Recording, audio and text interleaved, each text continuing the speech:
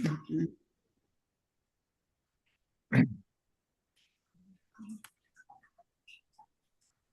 Okay, just tell me when to share.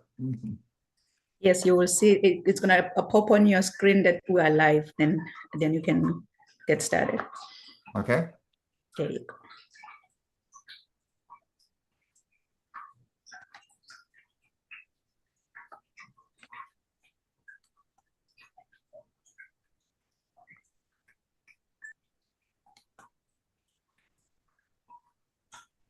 We're ready.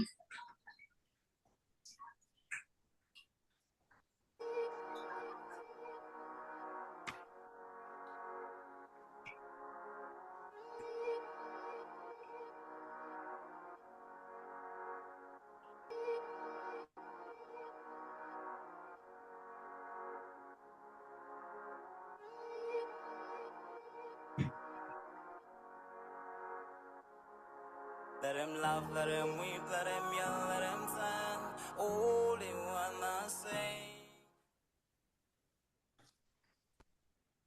Hello, Panjus and Bonani. Welcome to Rise to Greater Heights Network, where you can turn your fears into greater success while seizing new opportunities. It is so significant to have a positive mindset, more especially under these circumstances. So, this network has the potential to completely revolutionize every aspect of your life and career. I am Dr. Riel Nkunene, and I'm going to be host for today. So, if you're watching us online, please feel free to drop in the chat box where you're watching us from and what you hope to gain from our podcast.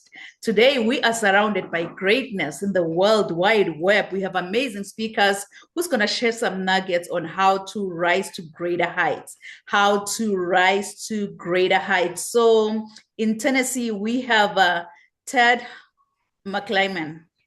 Yes, ma'am. And Ted, he's going to share on behavioral financial wellness. And Eh, then, yes, oop. and then in Mississippi, we have Dr. Wanda Harris Johnson. Hello, And everybody. yes, Dr. Wanda, she's going to share on mental health. And then in California, we're going to have Felicia joining us. But at this moment, I'm just going to let our speakers to introduce themselves. You can go ahead, Ted, and please introduce yourself. Well, it is a pleasure to be here. Before we get started, I want to ask everybody a question. Have you ever been asked to buy a gift for somebody and run to the store and spend more money on yourself than the person you're buying the gift for? Or are you just the opposite? You hate going to the store, you hate spending the money, and you hate giving gifts. It doesn't matter which behavior is natural to you, but you need to know what it is. This is a dirty little secret in the financial services industry that nobody's talking about. Success with money is about managing your behavior than your money. On this sessions, I'm going to walk you through my latest book, Confessions of a Reformed Financial Advisor. Yep, it's mostly BS. And I'm going to give you some tips on how to immediately start spending money by understanding the three things that conspire against you every time you open your wallet and my amazing, easy to use 5 step behavioral money system. So button up, we're going to change your life. Wow, it's an honor to have you, Ted. Like, I'm so hungry. You've mentioned that financial planning is all about managing your behavior than your money. Wow, that was just profound on its own. So I am really hungry. I'm hungry to learn more about your message today. And thank you for being with us. Thank you for saying yes. It's my pleasure. Yes, you can go ahead, Dr. Wanda, and please introduce yourself. Well, good morning, good morning, good morning, everybody. I am Dr. Wanda Harris Johnson, and I'm excited to be a part of this podcast this morning. I've been a mental health therapist for 30 years now, and I'm also a college professor. I teach psychology at Jackson State University, Mississippi's urban HBCU. Yay! And Hmm. so I've been teaching there for a few years, and it's an exciting journey to work with college students. Um, I love doing therapy as well. So I've been in private practice for the last 10 years. And so I help people all the time. College students is probably my favorite population, but I'll tell you guys, there's no population I have not worked with. So I pretty much worked from, just like early interventions with kids that were like as young as Head Start all the way to geriatric adults. And so today I'm excited to share some mental health tips with you guys, regardless of the stage of life that you're in, and what you need to do to be on top of your mental health and to manage those things about yourself so that you are always successful. Wow, it's an honor to have you, Dr. Wanda. Like, as you're introducing yourself, I'm like, you wear many different hats. I Sometimes do. it really depends who's asking you that question. What do you do? Because you'll be like, I'm doing this. Wow, it's an honor to have you. And I am really looking forward to hear more of your message. More especially, mental health is our wealth. So that's where our wealth lies. And it's an honor to have you. I'm looking forward for your to hear your message, Dr. Wanda. Thank you for being with us. So, Ted, I have a question for you. I have a question for you. If you happen to have your own billboard, I can see your billboard coming down there in the busy highway in Tennessee. What will your billboard say?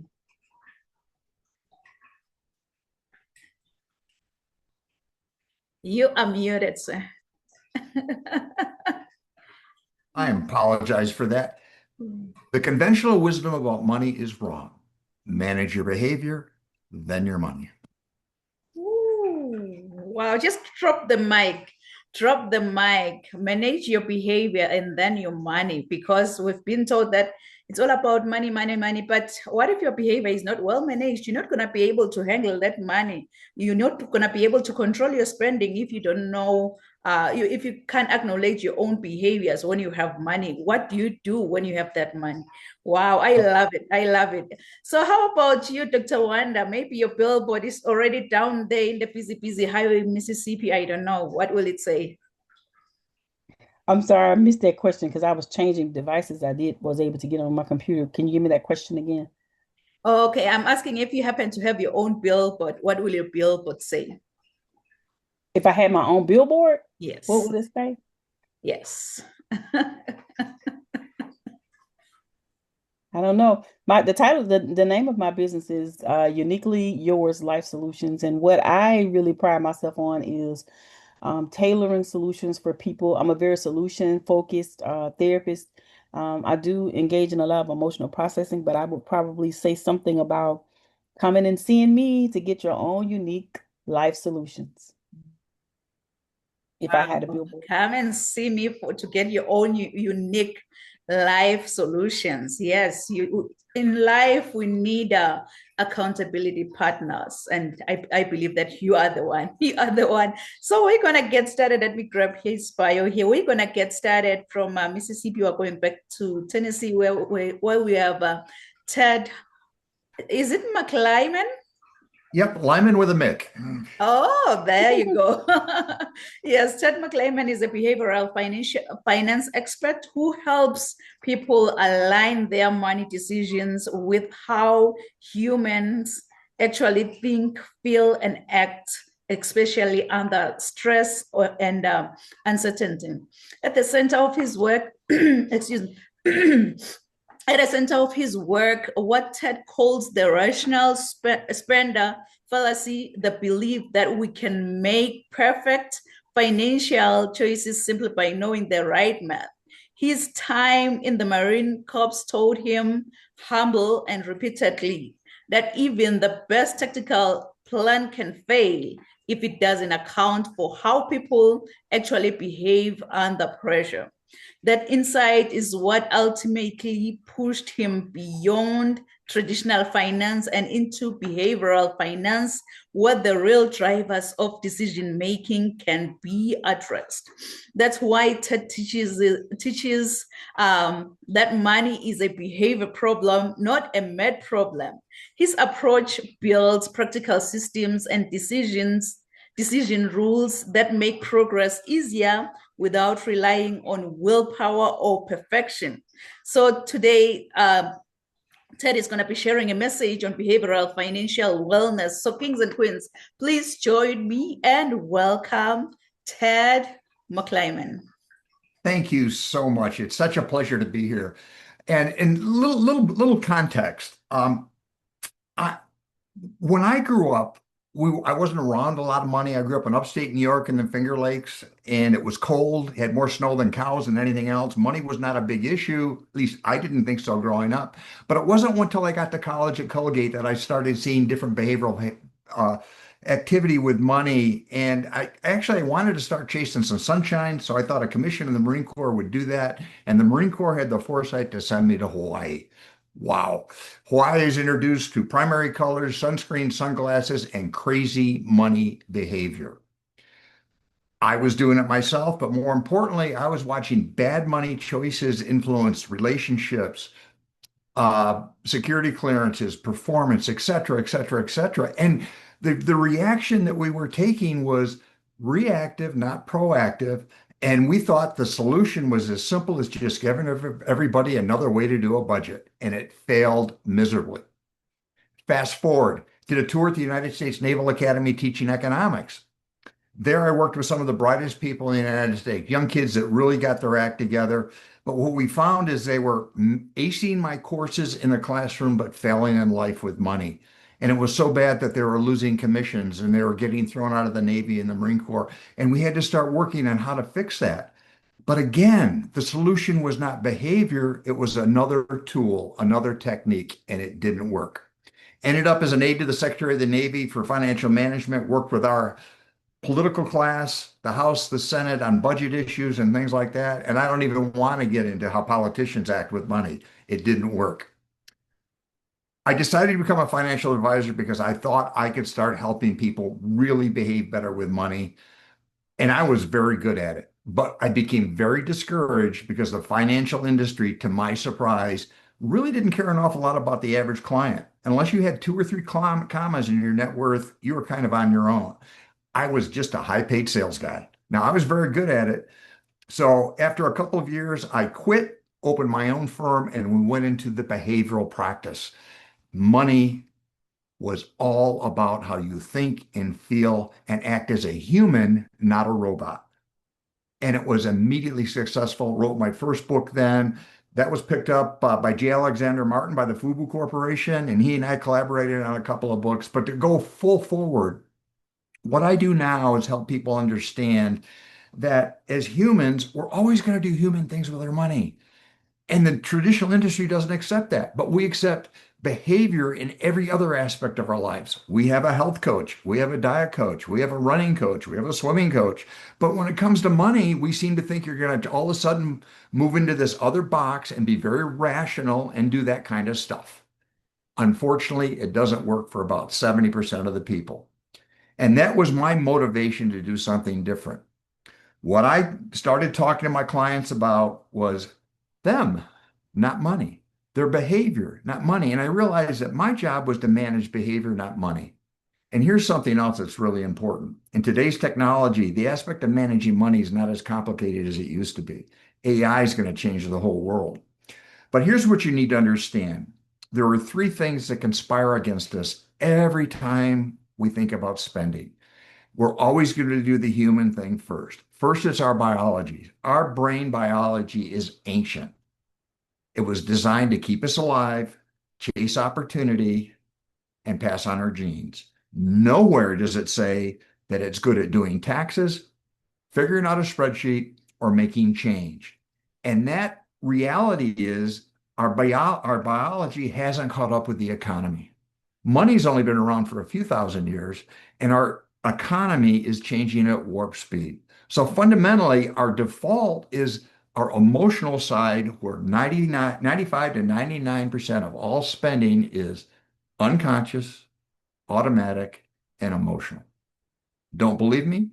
Check your closet. So that's the first thing. We never talked about the biology.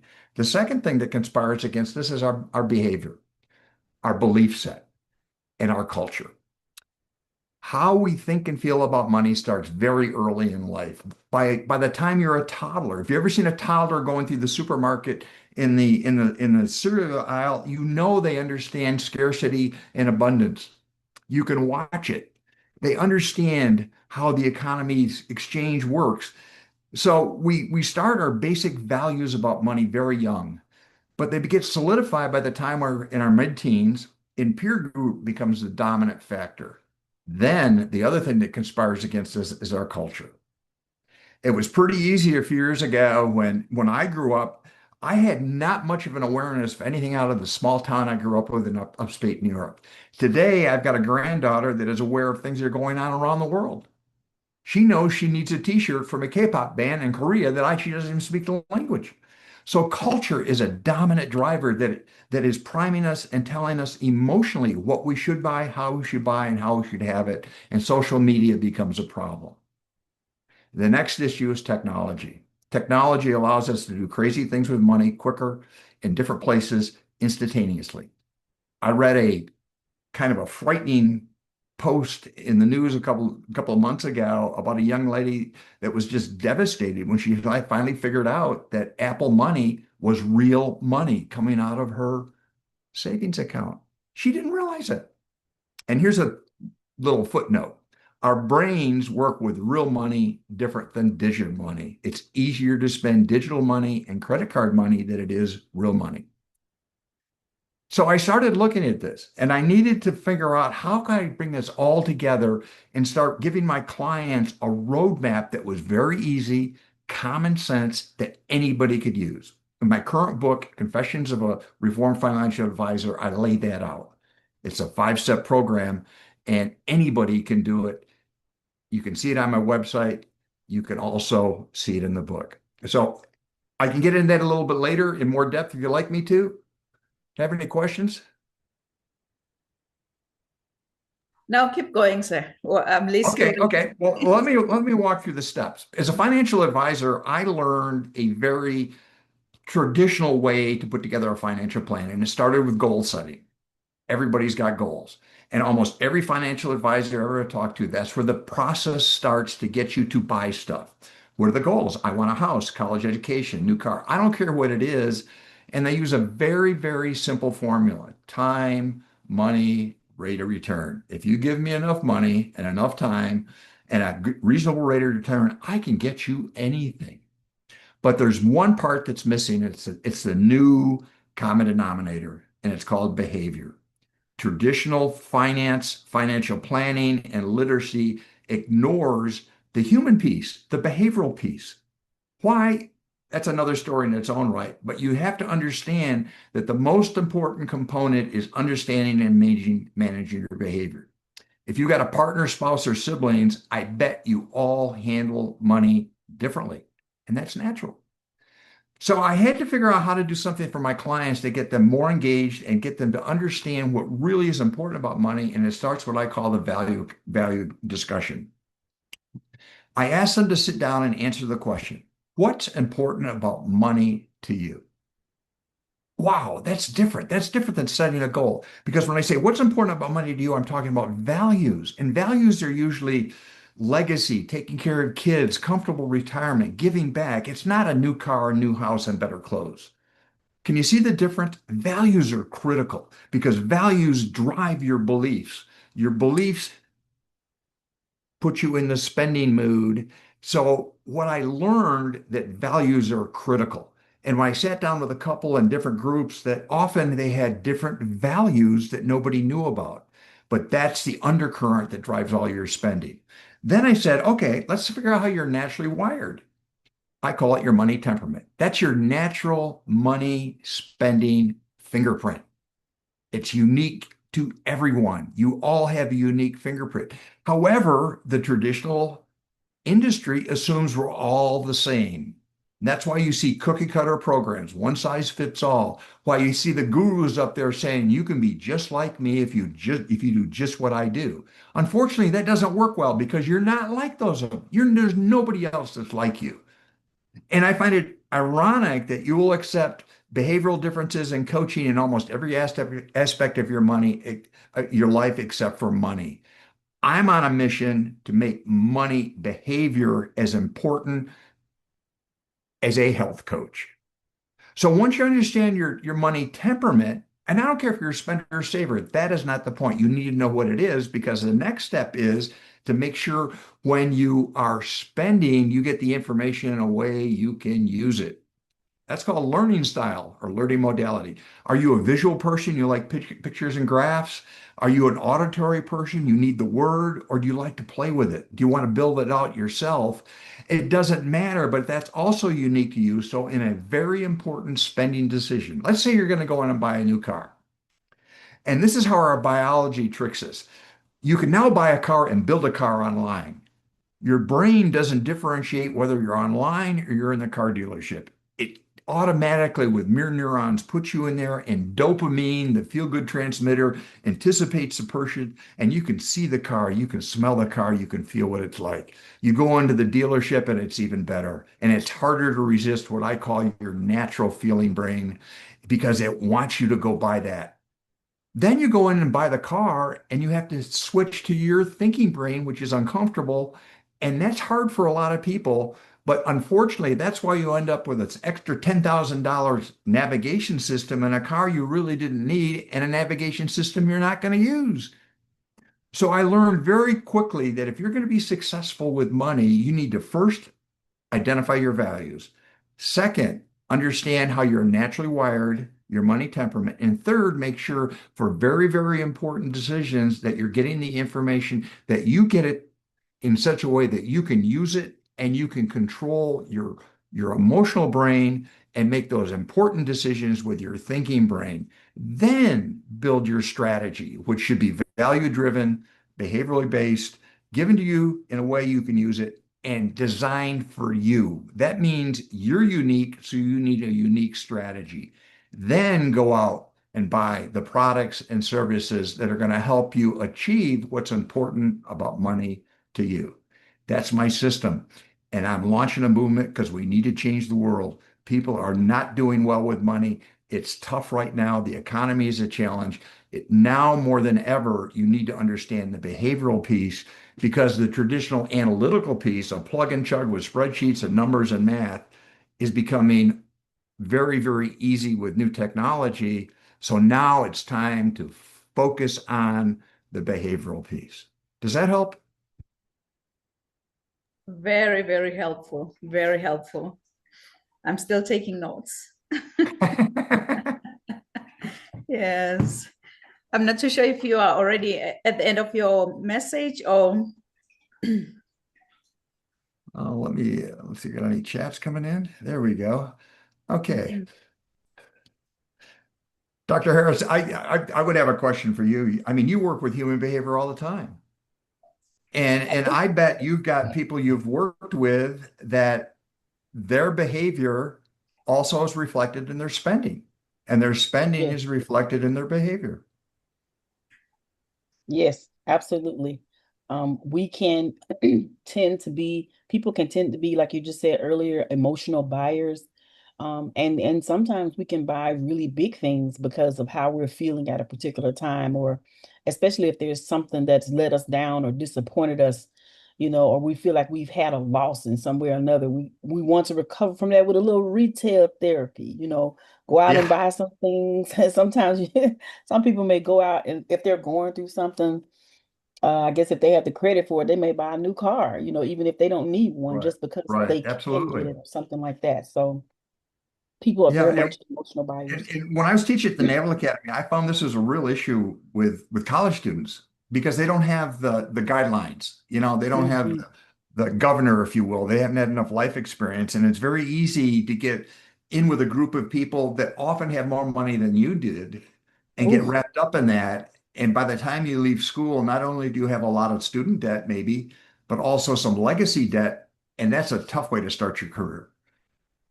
very much so. I very much experienced that, and I'm going to share some of my stories that go along. With having to sort of reset my credit and everything once I got out of college and everything, and then getting a lot of student loans, just trying to, I hate to use the term keep up with the Joneses, but you had some students that came in that already had cars and all those types of things. And I did get one before Absolutely. I left college, but which was a very smart buy with the student refund, like getting a car. And so I already had a car by the time I graduated college. And so my dad was in the military. He had a great job. So he ended up, paying for it until I got my first job. And uh, little to my knowledge, he had paid it so far ahead, I didn't have to pay any notes for a while when I started Wow. working. So, but yeah, starting out with those student loans and then credit card debt you're trying to get rid of. I mean, Yeah. I had to, get that, fix that in the next couple of years, and then I was doing fine. But especially coming from, because my parents were not together. So coming from like a single parent home, and then I already was a parent myself. So I was a little bit behind and trying to, we're like not where exactly where I needed to be, but but for an 18-year-old who was a mom already, I had a lot of work cut out for me. And that stayed on my mind all the time. Like, I'm already someone's mom. I can't lollygag. I gotta get out of school. I have to graduate on time, and I need to get my money together. And so I stayed focused on those things the whole time I was in college. And it came out pretty good for me, but it took a little while to kind of learn to balance those things out. That's a lot of pressure. That's a lot of pressure for somebody that's Mhm. under 25 years old. And that's the problem. And I also would assume that there were few places you could go to that would talk about the reality of the money because one, you weren't in a position to buy anything new. Mhm. Nobody really wanted to help you, and all they were going to do is teach you how to balance your checkbook Mhm. or another budget, another budget, another budget. Unfortunately, it doesn't work that way. If you're not wired to do a budget, you're not going to do a budget. Now, you do have to figure out how to manage it one way or the other. But the problem I have, I used to teach a course at financial literacy, one of the local community colleges. And it was fascinating because taught the same course at the community college as I was teaching the course at the Naval Academy at the same time. Now, the Naval Academy is a unique institution. Everybody is highly screened. It's the most homogeneous group of people I've ever met in my life. Sometimes get a discussion that is broad and diverse. It's very hard, and they're very bright. But at a community college, I had a little bit of everything. I had folks that were working on, they needed the course as a prerequisite for a master program for one of the universities across town. I had people that English is a second language. It was very difficult. But what I determined there was it was amazing how I could speak exactly the same thing to a very different audience, and it was assimilated differently and they executed differently. And it really drove home to me that we have to focus on the money equation as a behavioral problem, not a money problem. And that's where I really started getting into it. And I started working with some kids that were getting some problem with money, and we'd sit down and really hash it out to try to figure out what was going on, giving them some tools. And I still get notes from them that it was very beneficial. But it's easy to slip, very easy to slip because of social media, the bombardment we're getting every day to buy stuff, buy stuff, buy stuff. It's natural for us to have a little envy that I don't have what somebody else has. So we need to fix that. So there's a lot of dynamics going here, but it's all emotional. And to me, that's the takeaway. Yeah. Wow. I believe, your topic, Ted, it just needs the whole day for you just to pour yourself out. But I really appreciate your nuggets that you've dropped on under behavioral financial wellness. You've mentioned that the conventional wisdom about money is completely wrong because success and wealth are created by focusing on managing your own behavior rather than your money. Once you're able to manage how you handle the money, then you are going to be able to manage your finances, because you've mentioned that humans are not hardwired to manage money well, because our ancient brain, our biology is designed to keep us alive, pursue opportunities, and then pass on our genes. You've mentioned tasks like doing taxes, making change, and reading the small print in a contract are not high priorities in our lives. So right now, you've just shared your wisdom so that someone out there can apply what you've shared today in our real lives, because we need this information. We need, like when we say financial literacy, I believe financial literacy, you're supposed to be taught as early as grade 1 or even kinder, just how to manage your finances. Wow, thank you so much, Ted, for such a profound, much needed message. I believe our audience have been inspired. I believe our audience will apply the same principles that you've shared with us today. Thank you so much. We appreciate it. It's a pleasure. Check out my website. There's a free guide on there to get you started. Sign up. I'd love to work with you. Let's get together and change the world. Yes, one human being at a time, right? You put Right, your right. website in the chat. Yes, yes, I've already tagged you, so you're gonna be able to share your link, Ted. Thank you so much. So Got from it. Tennessee to Mississippi, we have Dr. Wanda Harris Johnson. Dr. Wanda Harris Johnson is a licensed professional counselor supervisor in Mississippi and Louisiana. She's also a visiting assistant professor at Jackson State University and also an ordained minister. She's been in private practice as a therapist for 10 years and having been a therapist for 30 years. Wow, wow. She is a wife and the mother of 3 adult daughters. So, kings and queens, please join me and welcome Dr. Wanda Harris Johnson. So I'm so excited to join you guys today. The main thing I really want to talk about with mental health is like the things that are happening in your life and just really managing your emotions, and then knowing that you have the power to determine what direction that your life goes in. Dr. Ted said a whole lot of things today, like about managing your behaviors. So it was really, really, really a great start, a tough act to follow because you talk about money. But I was thinking about behaviors. And so I know for myself, when I was a college student, was a time that I experienced some trauma in my life. I dated someone who became suicidal. That person did complete suicide, and I was a sophomore in college at that time. And so I had to navigate those muddy waters and then to continue my education.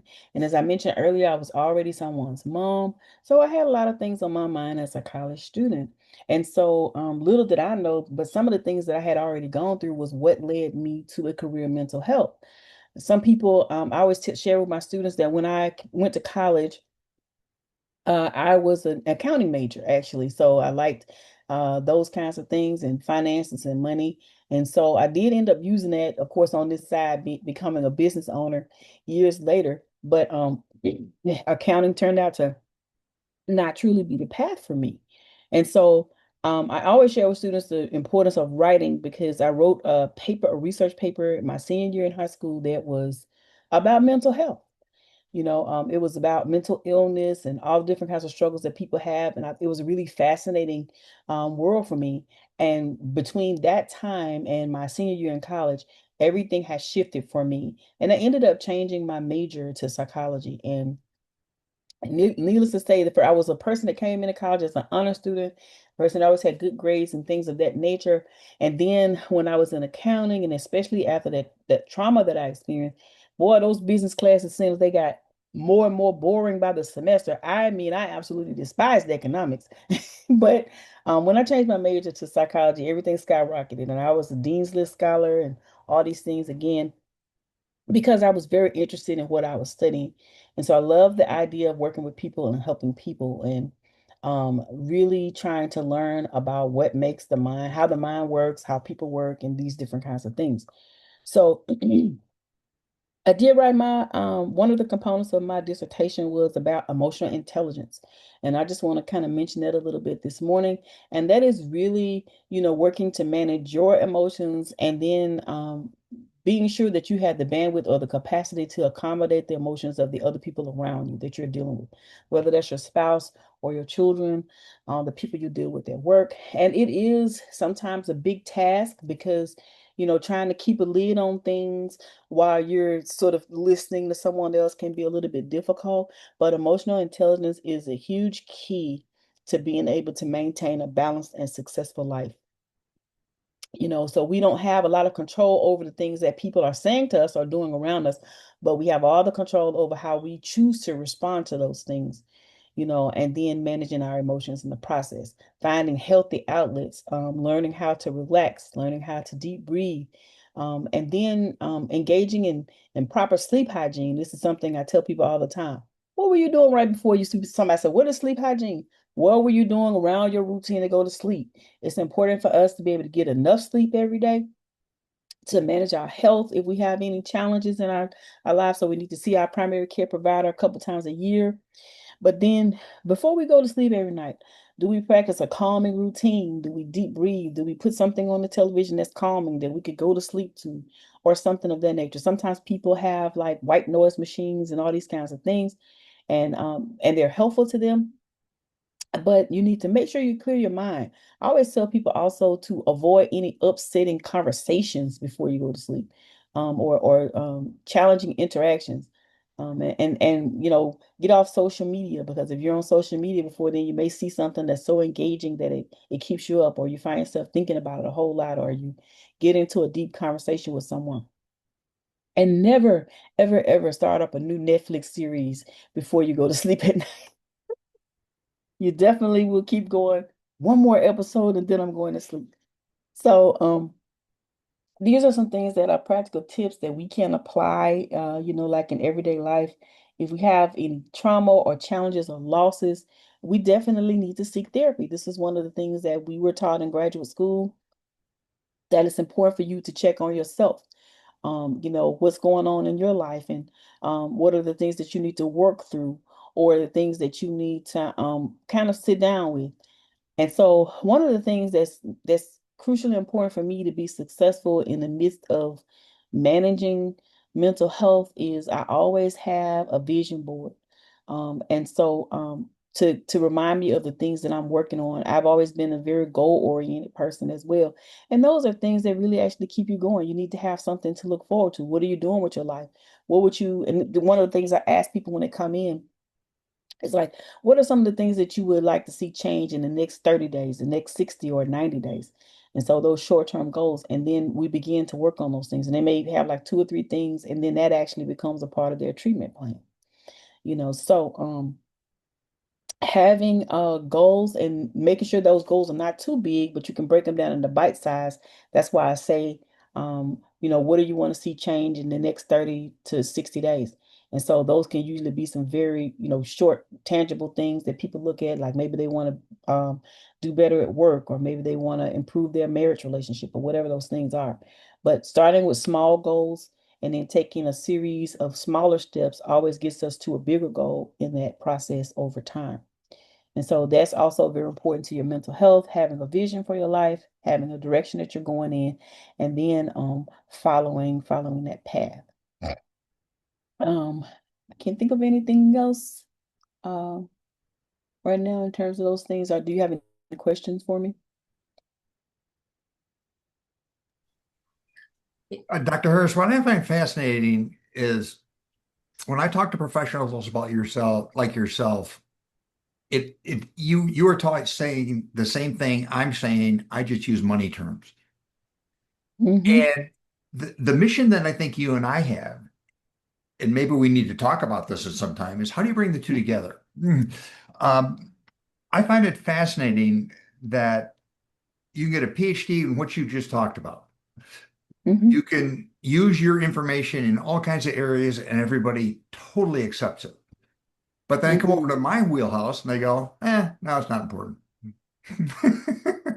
But you're the person like with the financial expertise, and you've been a financial advisor in the past. I always love listening to those kinds of conversations, especially I would say if I could count the number of times that I've been to see a financial advisor or somebody that actually had that kind of expertise that came to my church or something, it was extremely valuable, because that's one of the things that really is not taught enough in the church world like it should be.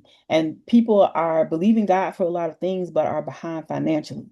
They don't have the Yep. credit profile. They don't have the assets, all these things. And we need to learn those practical steps towards being financially healthy is as important as all of these other aspects of health. So it's important for us to manage credit, build savings, plan for retirement, all those things.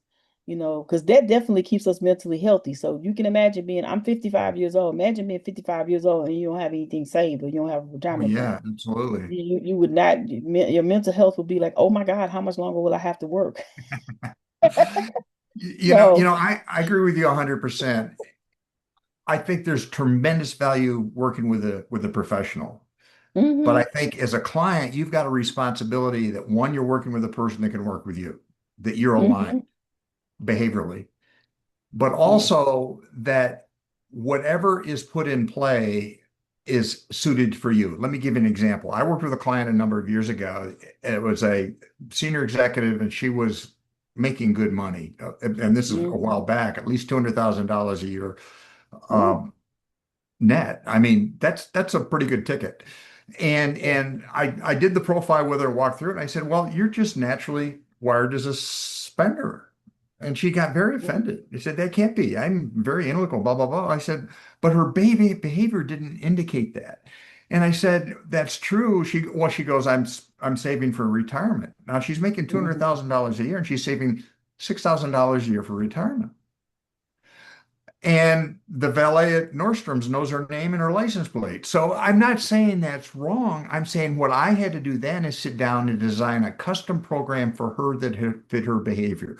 We put everything on auto pay. We got all the important things taken care of, and I was the technician.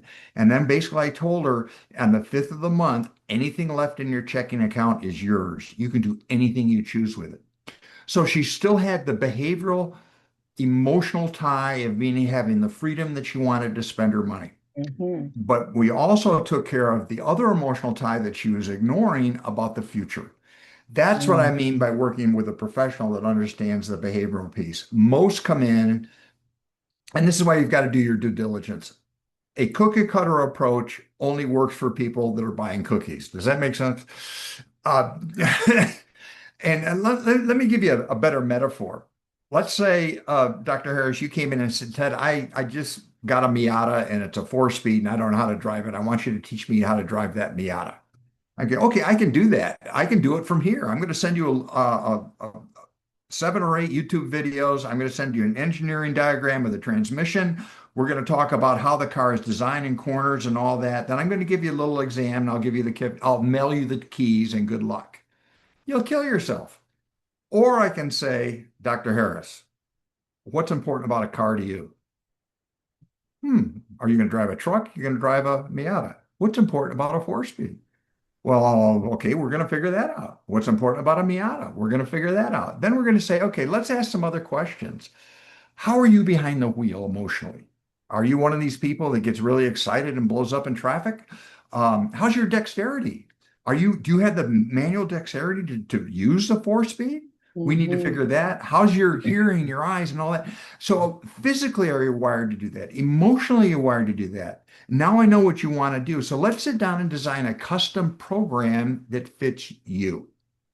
Then on that performance-based program, I'm going to be with you all along the way to add some guide rails. So we're going to start someplace in a parking lot where you're not going to hurt anybody and destroy the car. Not a bad idea. Then you're going to be a little bit more comfortable, a little bit more comfortable, and a little bit more comfortable. Then once you demonstrate from a performance, behavioral, and emotional point of view that you can actually take that thing out in traffic, then go in. We're going to give you the keys. I help people drive money. That's different.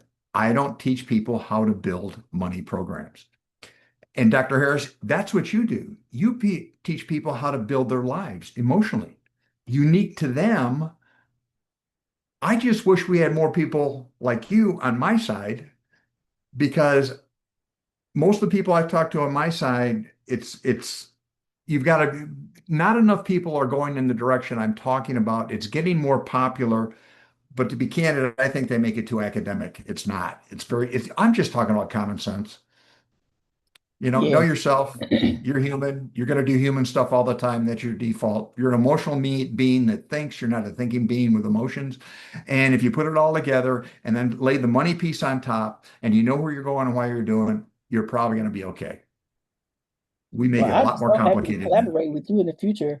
We can try to contact each other after this podcast. Oh, absolutely. But you know, you're reminding me of something. Um, this very emotional buy purchase that I had probably 20 some odd years ago. It was a 4-speed car, a Pontiac Grand Am, and I will never forget that very expensive lesson my father would say, that the bought sense that you got, you know. So because it was something that I bought just because I could, you know, because I was in a situation, I moved back home, I was working. I didn't really have rent at the time. So I was like, oh, I can afford two Cardinals. No, that was just a Oh bad yeah. decision. That car, I ended up letting a cousin of mine take over the car that I'd had when I was in grad school. She never really paid for it. I have no idea why. And so, because she was really needing a car at the time. And then the car that I had ended up having a bad engine in it. And, you know, of course, we didn't have the internet at our fingertips in 1999 like we do now, so that we could just look up stuff and see the information about the car, about cars and stuff. But now, you know, people are going to thoroughly, usually, if you've done a few emotional things like myself, you are going to do some research. You know, what are people saying about this company? What are people saying about this type of car? You know, and those types of things, and getting your information so that you can make an informed decision about whether you need to purchase it or not. You know, so in this age that we have so much information available to us, we need to really take advantage of that. So that Oh, helps that to is guide our huge. behavior and help us to manage our decisions as well, because we can get the information, you know, out here without sometimes without ever leaving your house. So you can be laying in the bed on your phone and you can find Yep. out about the things that you're thinking about purchasing or places you're thinking about going. You got a time thing on there? Oh, your music is playing. So it's so important for us to get the information that we need, that will help us financially, because I'm telling you that is one of the biggest things that can really not only stifle a person but cause a person to feel frustrated and overwhelmed all the time when they have financial problems. When you feel like, and then right now we're living in a time where, you know, the dollar has shrunk so much, it's hard for everybody to even barely, you know, it's like we feel like we're barely getting it because everything is so expensive now, you know. So, and being able to feel like that you have a hold on those things, managing your expenses, and, you know, just not buying stuff that you don't need. You know, Oh, because yeah, and when the we get to a cultural certain drivers. age, we bought so much anyway. You know, Yeah. you can only buy so much stuff. Yeah, the cultural drivers are huge, and that's more of an issue than it was a few years ago. I think really to really distill this thing is as humans, we like stories, we don't like numbers by nature. Mhm. We seek to confirm, not to deny. So when you see something you want to buy, the first thing is you go on social media and everybody says, yeah, that's a great idea. Why don't you get two of them? Instead of that's dumb. Uh, Sometimes we're just lucky and not brilliant with money. Some people lose sight of that fact that they think they can actually control the market with more numbers and more. You can't. It's always a backward looking correlation. And the fact here's the better way. We're as good as predicting the weather as we are predicting markets. Okay. And we're not that good and perfect on predicting the weather. What makes you think just because you have AI, it's also going to fix all that other stuff? It's not, because it's an international economy. Something happens on the other side of the world and your whole portfolio blows up. Um, we see what we expect, not the truth necessarily. So we expect to see something at the store. We expect to want to have it, as opposed to what we should be thinking. Uh, we like order, not ambiguity. So we tend to put things in nice little boxes because it's easier to deal with, even though the box might be wrong and the box might be wrong for us.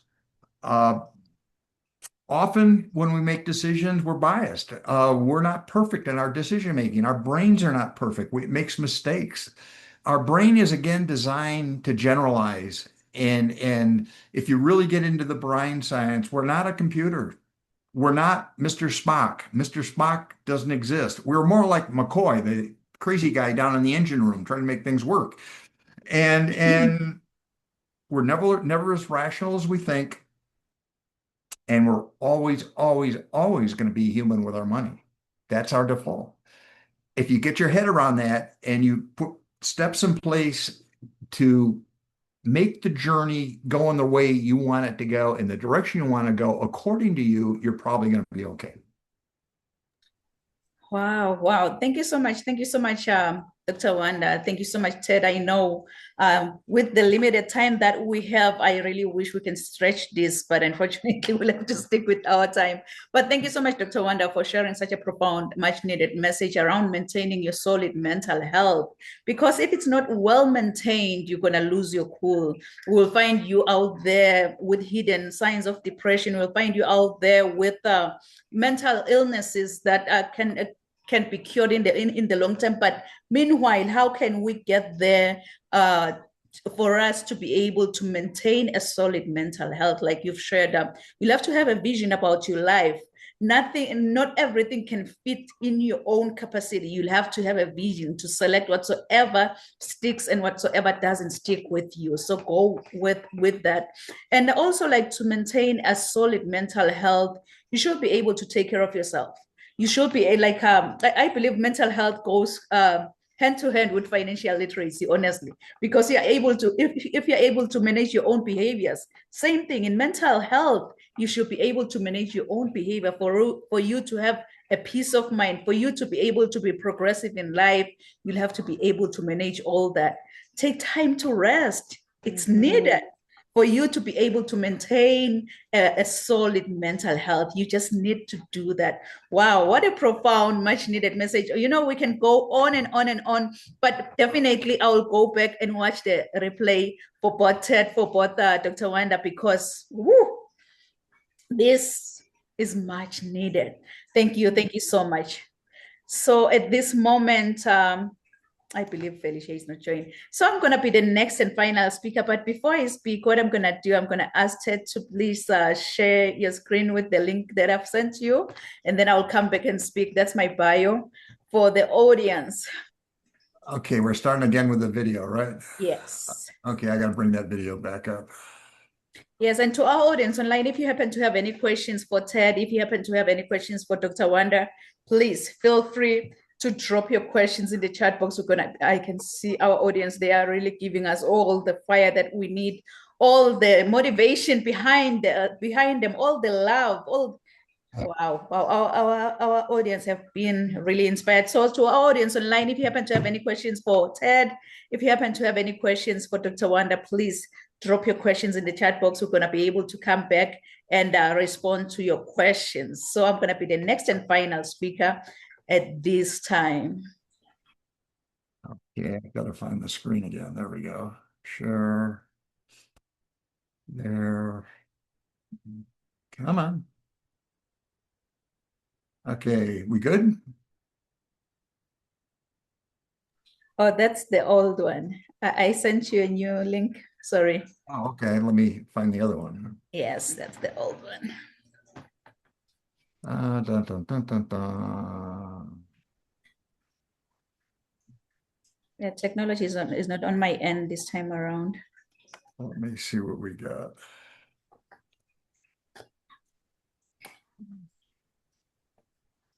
Okay, where's chat? There it is. Okay, There are two of them. I just have the two links. I have my link. Oh, there it is. There it is. Yeah. There you go.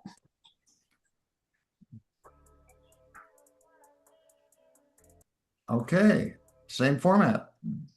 Oh, I think you forgot to share the sound. Sorry, the sound is not playing again. Okay, we got to do this again, huh? Yeah, sorry. Share. Da, da, da. You have to stop sharing and then reshare again. Okay. Yeah. Stop.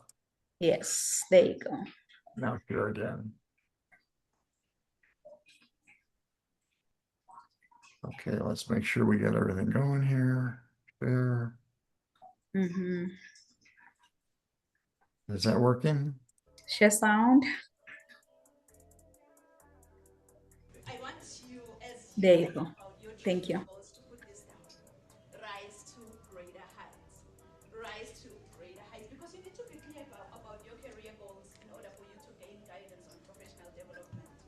Really, my goal as a mentor or as a coach, it's so simple. My goal is to study your current situation, identify limiting beliefs and other potential obstacles that you might be facing, and then design a plan of inspired action to empower you to pursue success and drive sustainable.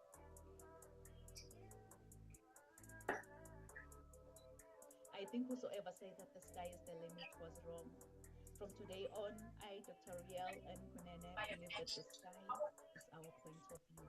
Mom. So I think whosoever said that the sky is the limit was wrong. From today on, I, Dr. Riel and Kunene, believe that the sky is our point of view. So let's all rise to greater heights.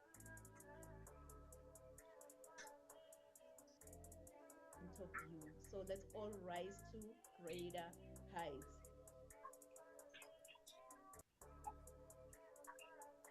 Rise to greater heights. Dr. Nampumelelo Rial Kunene is an international human rights policy analyst who consults on policies and procedures related to human rights compliance.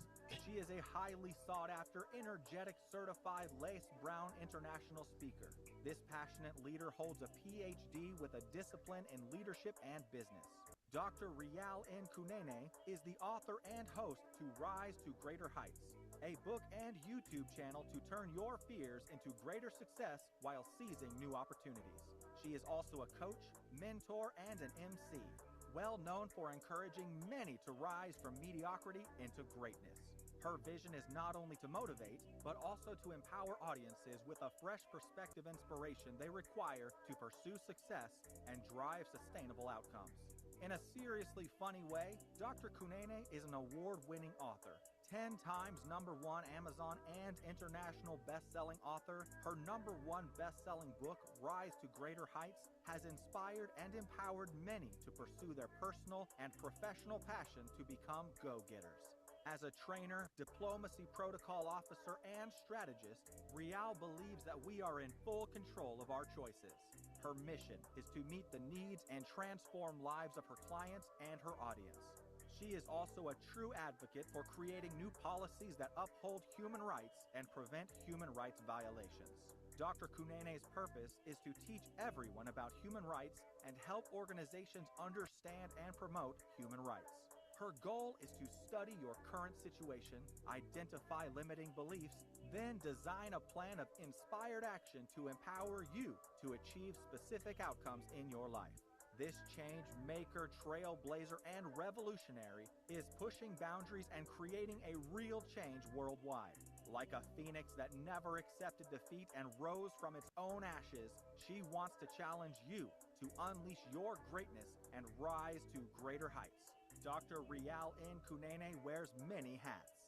As a professional certified sales manager, CEO, certified travel counselor, publisher, medical esthetician, philanthropist, and a commissioner for oaths, following her dreams gave her purpose to see her goals through and understand that she does have everything she needs to reach her full potential. Her everyday message is that your journey to be a better person starts with you. So knowing who you are to your core will make you understand that you are the only one who can accomplish your dreams. Hebrews 11, Psalms 27 and 40 keeps her to rise to greater heights. The sky is no longer the limit, but now the sky is our point of view. So let's all rise to greater heights. Kings and queens, please join me. Welcome, Dr. Rial N. Kunene.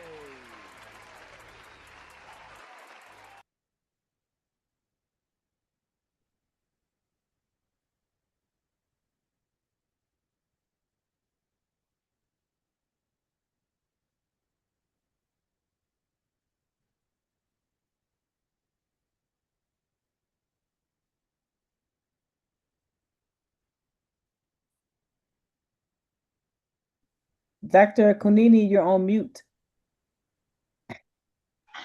After all this, wow, I'm so sorry. Wow. Sometimes we just keep going, keep going on and on and on. I was like, it's an honor, it's a privilege for me to be following after both of you. Ted mentioned everything under behavioral financial wellness.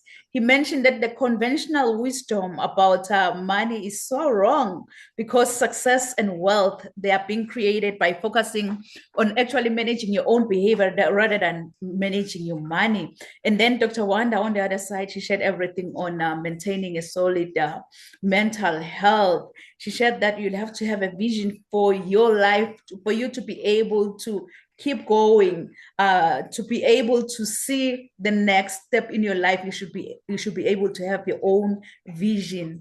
And so today I just want to speak to every dreamer on this platform. I just want to speak to every builder. I want to speak to that visionary who's listening and watching under my voice today, and every person who knows deep down in their hearts that, you know what, I was created for more. And I know we have many of those individuals on this platform today. So my message today is just simple yet life-changing. You'll have to follow your passion and rise to greater heights. Follow your passion and rise to greater heights, because passion is not something that you really like. Passion is the fire God has placed inside of you. It is that one thing that keeps on calling your name even when life gets busy. It is just the burden that you carry, the vision that you cannot ignore, and the purpose that keeps on whispering, there is more in you. But the truth is, many people, they live their whole lives trying to fit into spaces that they were never ever designed for. They chase approval instead of purpose, and they settle for comfort instead of calling. They become who the world expects them to be instead of who they were created to become. Who can relate to this, honestly? So I'm here today to remind you that you were not born to shrink, kings and queens. You were not born to shrink, to fit into those spaces, but you were born to rise against all odds. You were born to rise to greater heights. So if you're that entrepreneur, maybe who dream of reshaping the world through your business and envision like several extra commas in your bank account, yet you find yourself like blocked in your journey to success, trust me, I am the answer. Oh, hi, by the way, I'm Dr. Riel Nkunene, and I'm not for the timid, but I am the rocket fuel that your business needs to blast past barriers and rise to greater heights. So as your business strategist and optimizer, what I do is that I empower motivated professionals to discover their full potential and also shift them into growth overdrive, from owning two diverse companies to having experience as a CEO and guiding Fortune 500 companies to helping multi-million-dollar enterprises. I believe that I have a distinctive talent for empowering high-achieving coaches, elite startups, and business leaders to become dominant forces in their industries, because I believe that the sky is no longer the limit, but now the sky is our point of view. So let's all rise to greater heights. Be the one in charge of your own driver's seat, kings and queens.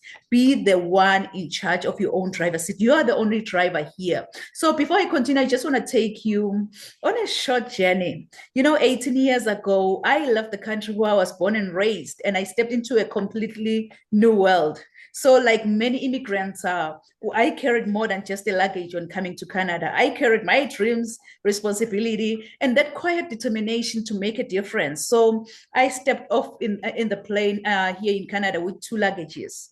One luggage, it carried my clothes, of course, and the other one, it carried something that was much, much more heavier, which was my dreams. Yes, my dreams that have traveled like more than 13,000 kilometers from a small African kingdom called Eswatini. I remember standing in that airport, surrounded by a new culture and a complete new system.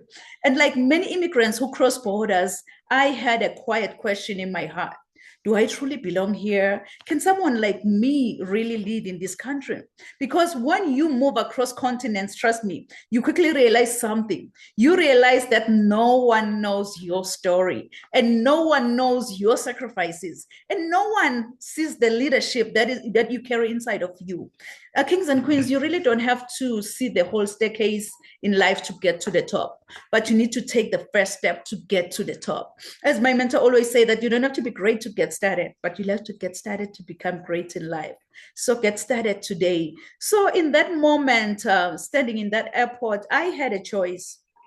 I could either spend my life trying to fit into those spaces that were never ever designed with women like me in mind, or I can actually rise and let my voice be heard. I don't know what's happening here on my computer now. Can you see me on your end, Ted? Ted? Can you see me? Yes, I got you.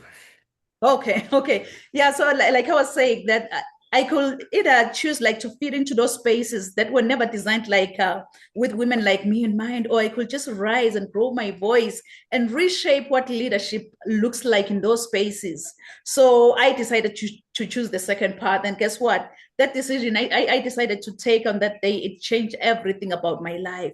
And today, nearly 2 decades later, that young woman who arrived here with 2 luggages now stands before you as an international leadership strategist and also a global voice that is committed to helping others to rise to greater heights. But here's what I want you to understand today. My story is not the most important story on this platform. But your story is, if you're watching and listening under my voice, your story is the most important story that someone out there has to listen to it. Because somewhere on this platform, somewhere on this virtual platform, sits a future CEO, for example. We have future policymakers who are just watching and listening under my voice today. We have women whose leadership will change thousands of lives, and maybe you haven't fully realized it yet. And it's okay, because today we're gonna uncover all that. So it's a wake-up call. It's a wake-up call, kings and queens. It's a wake-up call to follow your passion. It's a wake-up call. But when that alarm clock goes off, please don't ever hit the snooze button. Don't be like, I will wake up in the next 2 minutes. I will wake up in the next 4 minutes. You know what? Forever is a long time. Why don't you wake up, get going, and follow your passion? So hear me clearly here today. Every mountain climber understands this. The higher you go, the harder the climb, but the greater the view. The higher you go, the harder the climb, but the greater the view. And all of you, I believe you can agree with me in this one. So I'm just here to encourage you that don't let temporary discomfort make you abandon a permanent purpose. Because sometimes in life, the very obstacles that you're facing today are not there to destroy you. Those obstacles are just there to develop you. You may ask me how. I'm glad if you asked that, because greatness is not built in comfort zones. Greatness is built in resilience. Greatness is built in obedience, and greatness is also built when you keep showing up, even when you don't see the full results, but keep showing up. And this is where many people miss their breakthrough, because they want elevation without preparation. And they also want the spotlight without the process. They also want success without sacrifice. Life doesn't work like that, kings and queens. Life doesn't work like that. You'll have to do all the sacrifice in order for you to be successful in life. You'll have to keep on filling your cup first in order for you to have an overflow in your life. So I remember myself sitting in rooms where I was sometimes the only African woman, and sometimes the only voice, sometimes the only voice representing a different global perspective. And in those moments, I realized something that was so powerful. I realized that leadership is not about where you come from as an individual, but leadership is about what you choose to stand for when you enter that room. So I just want to remind you today, just one truth, kings and queens. I just want to remind you that your background is not a limitation. Your story is your leadership power. And when professionals from different cultures, different industries, and different experiences step forward to lead, we do more than just advancing our own careers here. But what we do is that we transform the future of leadership itself. But one thing that you'll have to understand is that you can't give from an empty cup. You can never ever give from an empty cup. It's high time you fuel your cup first, and then from the overflow, you're gonna be able to share with the world around you. You can never ever give from an empty cup. So if you truly want to rise to greater heights, you must be willing to become the person that your next level requires. And that means growing your own mind, strengthening your own character, and honoring your calling. If you want to rise to greater heights, you also have to walk boldly, or even if the path is unfamiliar, you'll have to be able to carry yourself, walk boldly and with confidence, because your passion is not an accident, because your passion is an assignment, kings and queens. What you carry inside of you is not small. What you have overcome is never ever wasted. And what you've survived as an individual has prepared you for where you are going. And some of you on this platform have been playing small for way too long. You've been doubting your voice, you've been minimizing your gifts and delaying your destiny because you are waiting for that perfect time, and that perfect time will never ever come if you don't take action, because I believe that leadership is by design, not by default. Leadership, the type of leader that you want to become, you have to design it, and that's exactly why I created the Rise to Greater Heights Masterclass that is designed specifically for individuals like you and me, individuals who are just ready to move from potential to global influence. Because I've worked with entrepreneurs, I've worked with executives, I've worked with leaders across industries, and I noticed something. Many brilliant professionals out there, they are just working way too hard, but they've never been told how to strategically position their leadership globally. So it's high time. You always focus on your weaknesses. Like with me, I remember myself, I used to be like, how can I even begin to do this? Because who's going to understand me? I speak a different English, but yes, it's still English. So don't let those limitations not allow you to pursue your leadership influence. So it's high time, kings and queens, that you start focusing on your leadership influence. It's high time you expand your voice beyond borders, because the world does not just need talented individuals. The world needs visible, prepared, and influential leaders. So in this leadership experience, we go beyond motivation. We focus on strategy, we focus on positioning and leadership execution. And together we'll be able to explore how to position yourself as a credible leader internationally, and also how to build strategic influence and leadership authority, how to navigate leadership spaces with confidence and diplomacy, how also to expand your voice, your networks, opportunities globally. Don't just be limited to Canada, don't just be limited to the US, just expand globally, because leadership should not happen by accident, but it should happen by design. As flight attendants always say that put on your oxygen mask first before you assist the person who's sitting next to you, because if you don't, trust me, when that flight goes down, you will definitely go down because you forgot to put on the oxygen mask first to yourself before you even go out there and assist your children, maybe assist your spouse. So it's high time, because the reality is your journey to be a better person, it doesn't start with your spouse. It doesn't start with the next person who's sitting next to you, but your journey to become a better person, it starts with you. So knowing who you are to your core, it will make you understand that you have everything around you to reach your full potential. So don't ever, ever give up on your heart's desires. Just recall this, just in case you don't find your way, that you can have the drive within you to become what you really want in life. You know, I am a firm believer of affirmations. If you're watching and listening under my voice today, I just want you to affirm this with me. You're going to affirm it as if you're taking an oath by placing your left hand on your chest, and you're going to raise your right hand. Let's affirm this together, that I can have the drive within me. If you can affirm with me by placing your left hand on your chest and raising your right hand, say, I can have the drive within me to become what I really want in life. Can you say it one more time as if you have faith in your own powerful voice? And guess what? It will echo throughout the whole universe. Say, I can have the drive within me to become what I really want in life. You know what? Just give yourself a round of applause, because yes, you can have the drive within you to get where you want to be in the next 6 months, to become what you really want to be in life, because the drive is just inside of you. It's not from the outside of you. You know, it's so funny how my mom and dad gave me this beautiful, beautiful name, Nompumelelo. I know many, when they try to say my name, they always butcher my name, because really, Nompumelelo, really, in my own language, Nompumelelo, it means mother of all success.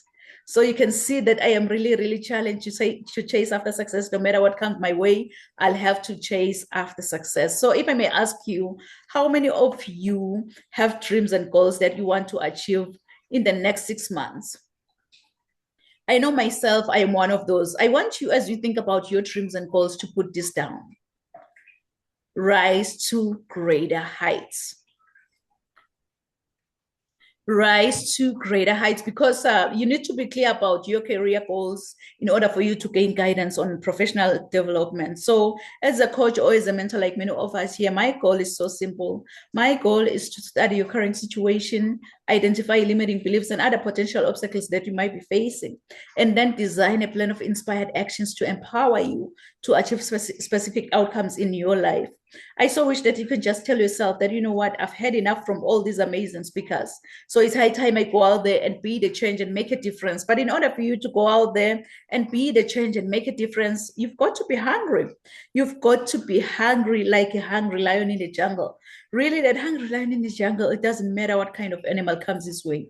It doesn't matter if you're that giant elephant or that small squirrel by the jungle. All that hungry lion sees in front of his face is lunch. Yes, it's lunch. And it's so funny though, because even with elephants, what they do when they see a lion is that they run. It's all about the mindset. Once you believe, you become. They already told themselves that, you know what, I'm a lunch to that lion. So each and every time when I say lion, I'll have to run. I believe that's the lion mindset that we need in order for us to be able to rise to greater heights.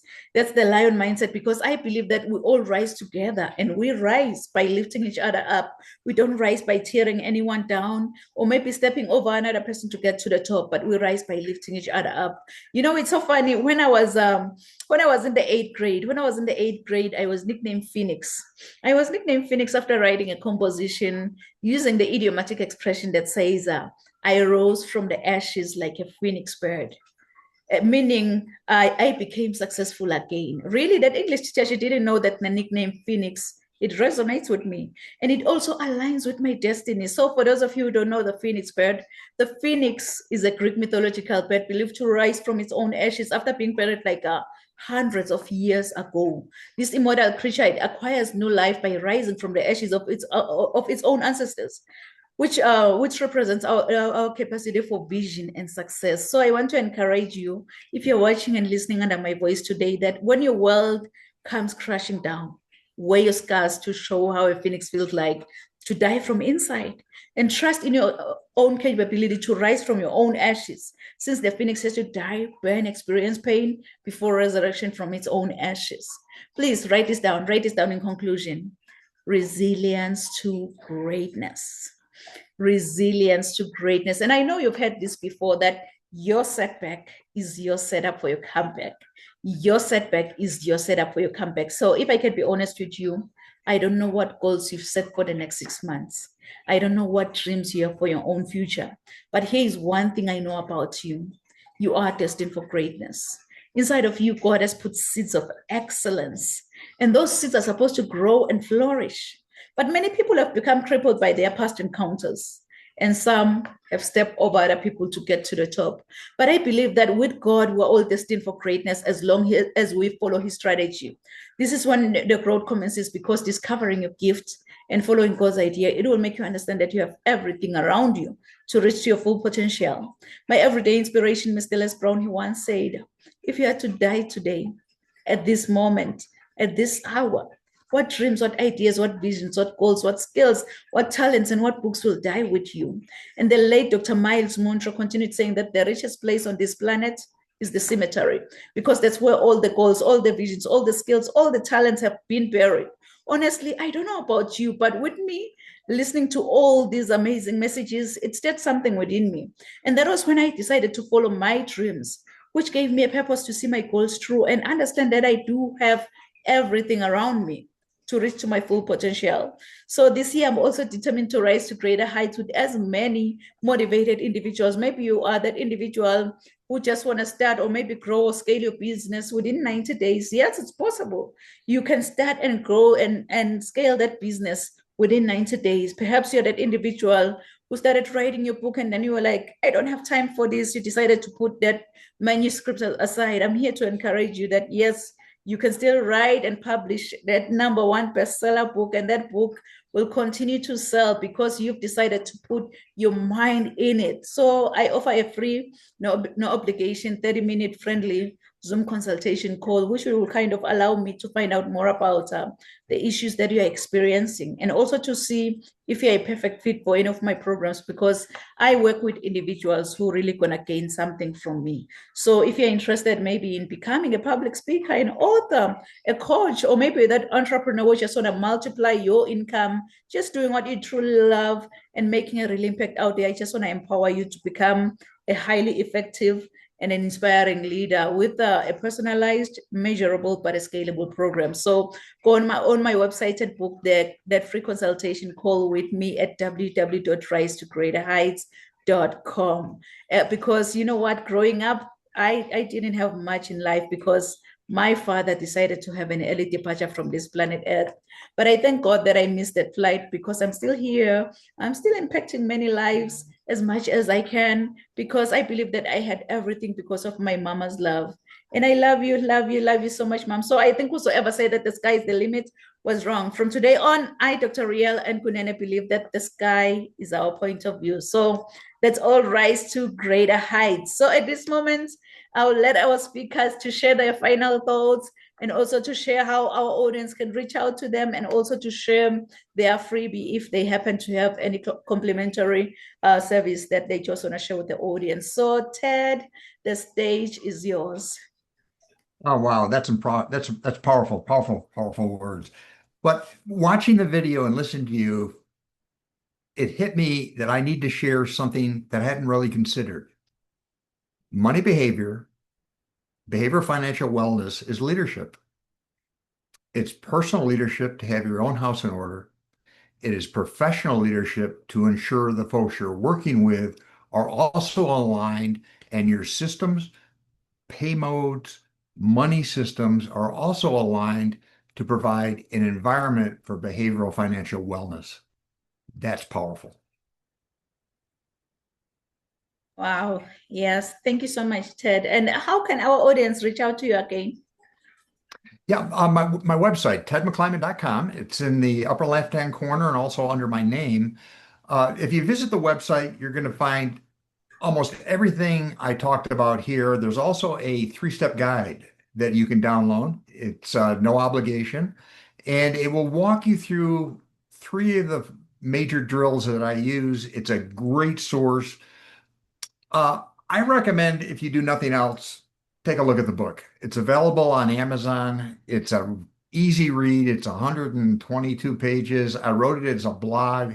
It's written for people who hate books about money, but should read one, who never read books about money, but they need to. And it's a book you didn't read in school, but should have. There you go. I love that. I believe that our audience will reach out to you and they will definitely grab your book. I'm gonna be the first one actually after this call, because we need financial education. So I will definitely go out there. I believe that I'm gonna gain a lot from you. So kings and queens, go out there, reach out to Ted McClyman.com. His first name, his last name.com. It's very easy. Thank you so much, Ted. I believe that our audience will definitely reach out to you and check your website too. I really appreciate meeting you and your message. It's powerful. It's very powerful. Thank you. I am so humbled that is coming from you. Thank you so much. Thank you. You can go ahead, Dr. Wanda, and please share with the audience. So I, being a therapist, I do have private practice. So, and right now I don't have a website up because unfortunately it was hacked like the last time I had one. But I do have a public Facebook page. I am also repping a coaching arm into my therapy practice as well. So if anybody wants to get a free consultation to speak with me about that, it will be mostly focused on success, whether you are a student or you're in your career. I very much love both of those areas. And so you can find me, my Facebook page. Let's see, I think it's probably Minister Wanda Harris Johnson. It's a public page, so anybody can reach out to me on that. And then you can leave a message for me if you want to speak with me, if whether you're pursuing therapy or you want to pursue some life and success coaching, will be just fine. Or if you have any academic questions and you need some light advisement, like you're thinking about pursuing something further or going back to school and changing careers, I would love to engage with you on those topics. And so let me know how I can be of assistance to you. Wow. I'm Wow. so excited to have joined this podcast this morning. It's indeed been a pleasure and an honor to speak with both of you, Ted and Dr. Konani. Yes. Yes. Mhm. So it's been great chatting with you guys this morning. Wow, it's an honor. It's an honor. I believe that really our audience will check out your page. And also, like I've mentioned, that you are the accountability partner. Someone really needs to guide, hold by hand, more especially on the. I saw that you are great on emotional intelligence, mental health, and like you wear different hats. So I believe that our audience will definitely reach out to you. Thank you for being with us, Dr. Harris. Thank you for sharing your profound message. And thank you so much, Ted, for pouring yourself out.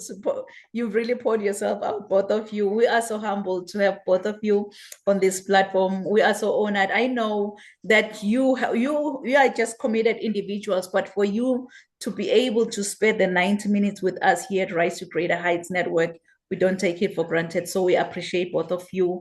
We just want to say thank you. And I'll go back and watch the replay. I believe our audience will go back and watch the replay too, because really the message that you've shared today, it's educational, it's so inspiring. So thank you so much to both of you, amazing speakers. We appreciate you. And to our audience online, thank you so much for joining us here at Rise to Greater Heights Network, where you can always turn your fears into greater success while seizing new opportunities. I hope from all these amazing messages, from all these amazing speakers, you've been inspired, you've been motivated, and you are ready to rise to greater heights. So do join us next week at the same time, same place. Thank you. Merci. Sia Bonga.